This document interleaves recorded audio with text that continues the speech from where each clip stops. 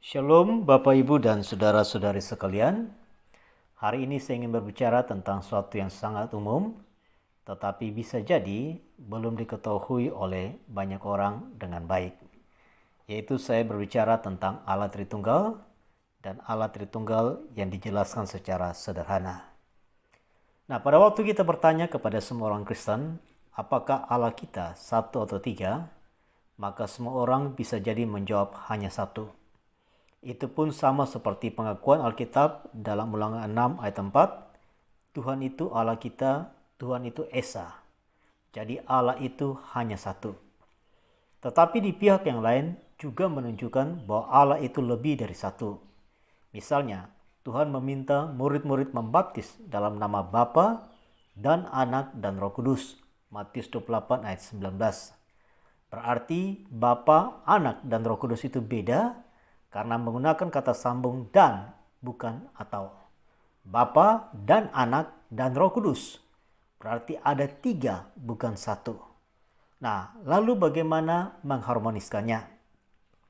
Suatu waktu saya mengajar agama berbicara tentang Allah Tritunggal. Lalu saya tanya kepada seluruh mahasiswa, berapa banyak manusia di ruangan ini? Karena yang ikut kelas itu sekitar 2 kelas, maka mereka menjawab 50-an.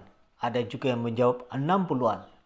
Lalu saya katakan manusia di ruangan ini hanya satu, karena yang duduk di depan adalah manusia, yang duduk di tengah juga manusia, lalu yang duduk di belakang pun manusia.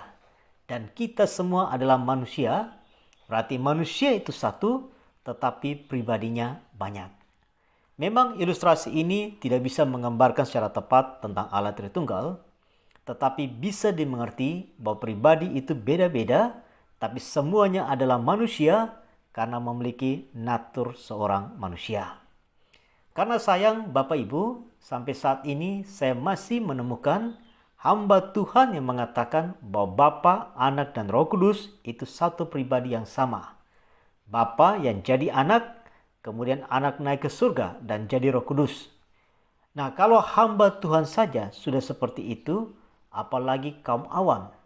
Padahal kalau kita lihat, Bapa, Anak, dan Roh Kudus adalah pribadi yang berbeda. Misalnya, Matius 3 ayat 16 berkata seperti ini, sesudah dibaptis, Yesus segera keluar dari air, dan pada waktu itu juga langit terbuka, dan ia melihat Roh Allah seperti burung merpati turun ke atasnya, lalu terdengarlah suara dari surga yang mengatakan, inilah anakku yang kukasihi, kepadanya lah aku berkenan. Berarti Yesus berbeda dengan Bapa, karena ada suara dari surga yang mengatakan anakku. Juga Yesus dan Bapa berbeda dengan Roh Kudus, karena ada Roh Kudus seperti burung merpati yang hinggap pada bahu daripada Yesus. Maka mereka adalah pribadi yang berbeda, bukan sama.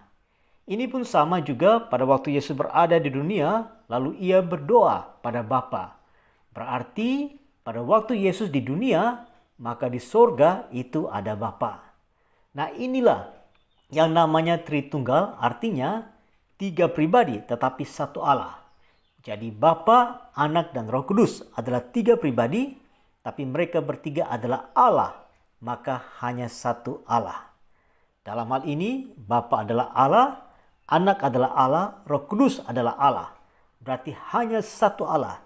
Sama seperti ilustrasi sebelumnya, A adalah manusia, B adalah manusia, C adalah manusia, berarti hanya satu manusia, tapi pribadinya tiga. Nah, mengapa hanya Bapa, Anak, dan Roh Kudus adalah Allah?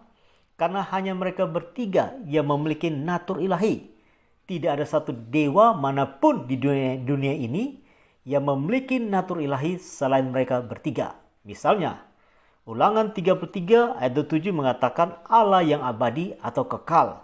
Yesus pun ternyata bersifat kekal. Yohanes 8 ayat 58, Yesus berkata dia sudah ada sebelum Abraham, padahal Abraham hidup lebih daripada 2000 tahun. Dan juga Mika pasal 5 ayat 1 dikatakan bahwa Yesus nubuat itu kepada Yesus, dan Yesus itu sudah ada sejak purbakala. Dan Roh Kudus pun sama. Ibrani 9 ayat 14 mengatakan betapa lebih darahnya Kristus yang oleh roh yang kekal. Berarti roh itu bersifat kekal. Berarti hanya mereka bertiga saja yang memiliki natur ilahi. Maka kalau ditanya berapa Allah, berarti hanya satu, karena mereka bertiga adalah Allah, tetapi pribadinya tiga. Karena mereka bertiga memiliki natur ilahi, maka jelas Bapa tidak lebih besar daripada Anak, dan Anak tidak lebih besar daripada Roh Kudus, karena sama-sama Maha Kuasa, sama-sama Maha Hadir, sama-sama Maha Tahu.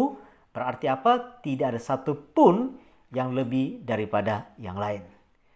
Nah, ini gambar yang sangat baik yang menjelaskan tentang Allah Tritunggal. Di sini kita melihat bahwa Bapa adalah Allah, Putra adalah Allah, Roh Kudus adalah Allah. Tetapi Bapa bukan Putra, Putra juga bukan Bapa dan bukan Roh Kudus, dan Roh Kudus pun bukan Anak, Putra, dan juga bukan Bapa. Nah, terima kasih.